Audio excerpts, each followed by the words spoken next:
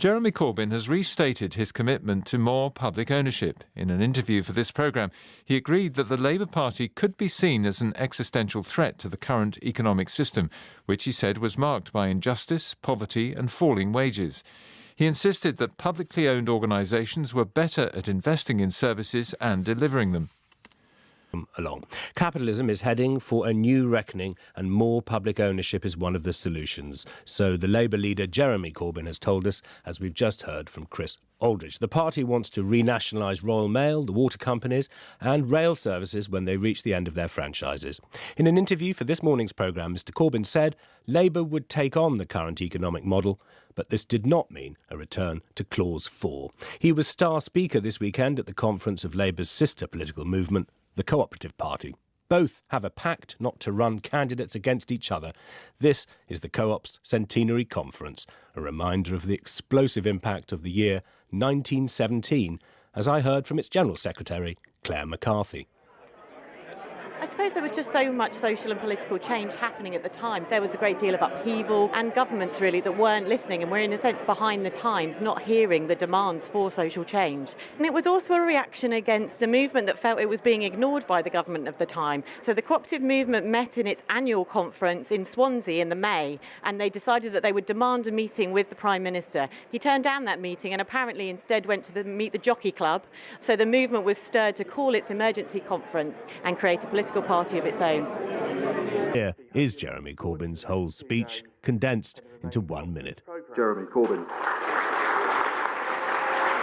And the delegates are rising to their feet as Mr Corbyn walks onto the platform. Gareth, thanks very much, and thank you very much for inviting me. It's an absolute pleasure to be here for the Centenary Conference. Today, there are over 1 billion people worldwide who are members of cooperatives. I'm proud to say that I am one of them. In fact, I'm a member of 3 co-ops. My allotment co-op, the co-op itself, and a co-op credit union. Philip Hammond says that Labour poses, and I quote, an existentialist challenge to our economic model. Well, Philip, yes, we do. We're a movement ready to take office, ready to shape our country. Conference, thank you very much for inviting me here today.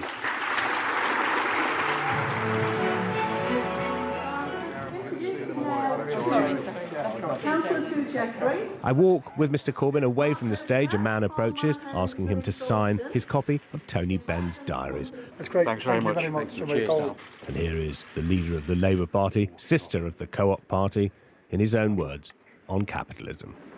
100 years ago, there seemed to be a reckoning with capitalism, the formation of the Co-operative Party, the Labour Party shortly thereafter. Are you telling us capitalism needs another reckoning now? Yes, I do, because we have very powerful global capital corporations that can dominate economies, even quite big economies, all around the world. And we have a driving down of working conditions, and we have a struggle in lots of ways of people trying to defend working conditions.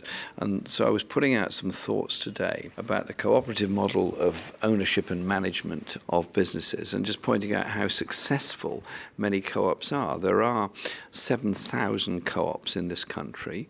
15 million people are members of co-ops in some form or the other. And there is this huge opportunity to develop that model. And so that if you have a co-op, everyone has to work together within it, be it a manufacturing co-op, a service co-op, whatever it is. And their skills are then shared and the skills are enhanced, rather than the hierarchy where people at the lower levels of an organisation are often ignored. And it seems to me one of the big differences between the capitalist model and the cooperative model is ownership. And Labour, under Jeremy Corbyn, is committed to more public ownership. Yes, we are. And we're committed to more public ownership, particularly of major utilities. I have obviously looked at the public ownership model of the 1940s and 1950s. I grew up with that model, if you like, when there was state ownership of... Pickford's was state-owned. It was for a while, Pickford's was, and so was Thomas Cook, actually.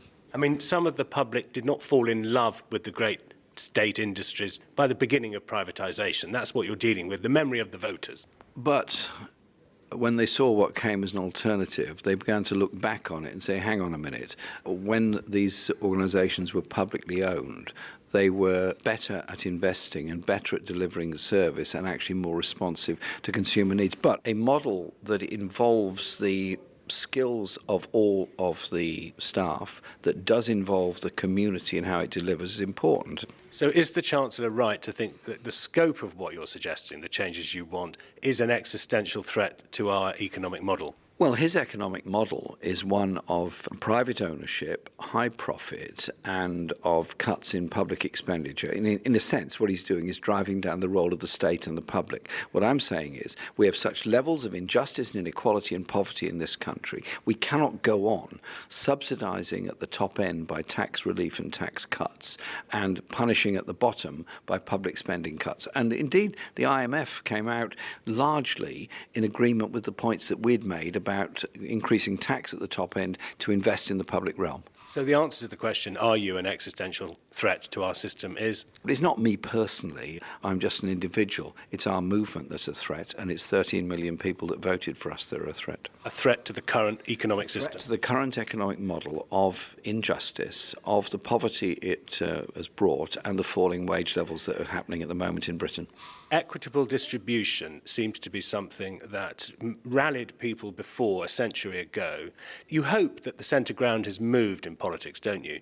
And do you feel that the public is screaming for public ownership as an answer to a more equitable distribution? You know, what do we want? The ownership of water companies, when do we want it now? Is that what you're actually hearing? Well, I think the ownership of water, privatisation of water, what's come as a result of it?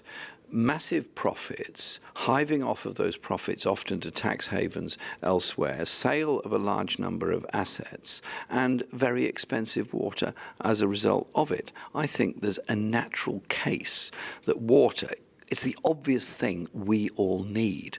Surely it should be owned by all of us. Let me ask you about the state. You said that you felt the state was shrinking. Do you necessarily want a bigger one? Do you want a bigger state?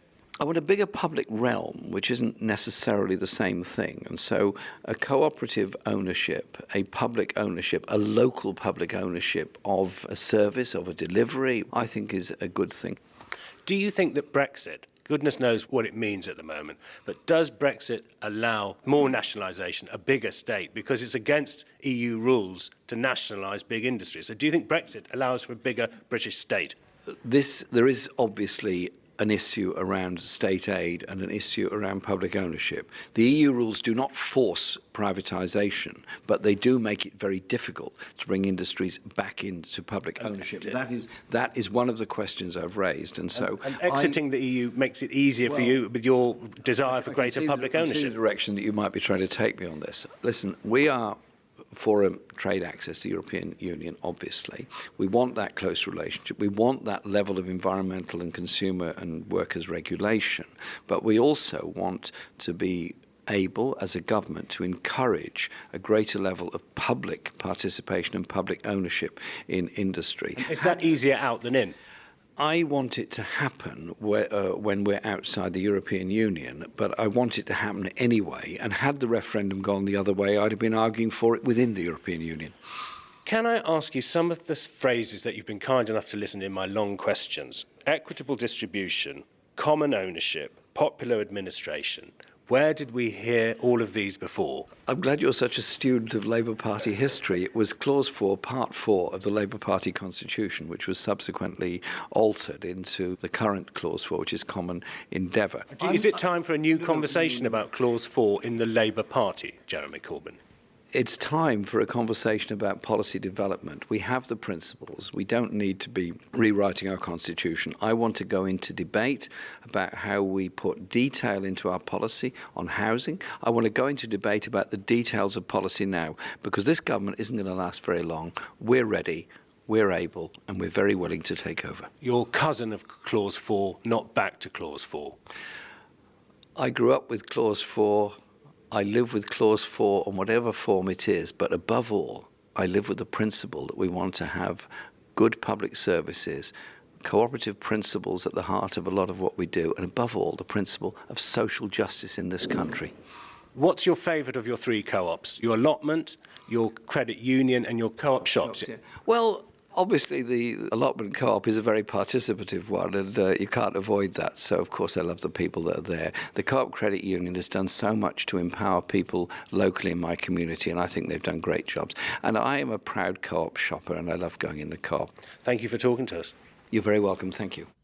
Listening along with you is John Pinar, the BBC's Deputy Political Editor, who's here. Welcome back to BH, John. Hi there. Any good, that interview, or rubbish? I thought it was fantastic. I especially enjoyed the sound of Jeremy Corbyn hopping and body swerving around your various bear traps, inviting him to jump in and go up to his neck in old socialist dogma. He wasn't going to fall for that, was he? Although, in fairness, the bear traps were quite well signposted and lit.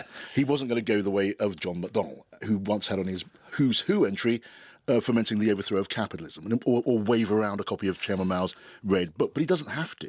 The clause for bit of the old Labour constitution, that's gone, but it was always there at that time, a shibboleth. It was something they never truly believed. Now, Jeremy Corbyn adheres to the principle without needing the shibboleth.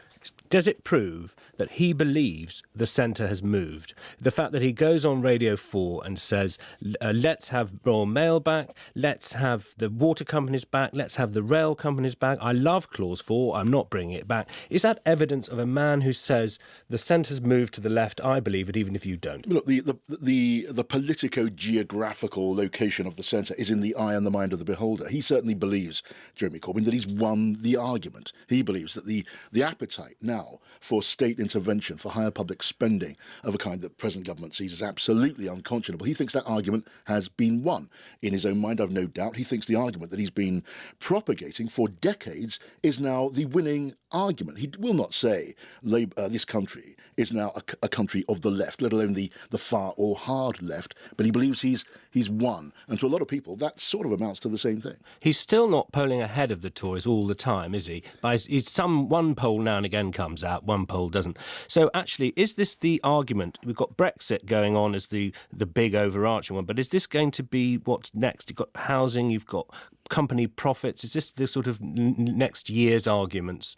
Well, look, I mean, general elections in the end do come down often to the question of economic credibility. And people may not think in terms of how far to the left or how far to the right is it. Do they believe that the prospectus on offer is going to work and do me, a voter, any good? Jeremy Corbyn has not broken through that barrier yet. For all the claims of himself or Len McCluskey at Unite saying they won the election, they did not, and they will not win until they break through that credibility barrier. There's more persuading to do. Do you want to leave before playing our harvest time game, apple, lettuce or potato? Wouldn't dream of leaving. Right, so let's just hear. We've prepared a special clip, really, because this is a bumper time for the harvest. And let's just listen now in. Jonathan, are you ready to bring us apple, potato or lettuce? Apple. Potato. Lettuce. Right, now this is a form of apple, potato or lettuce. It's a drunken woman frizzy-headed.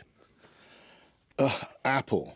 It's actually a lettuce. It's a butterhead lettuce, John, with savoyed mint green leaves tinged with red. Brilliant. How did I miss that?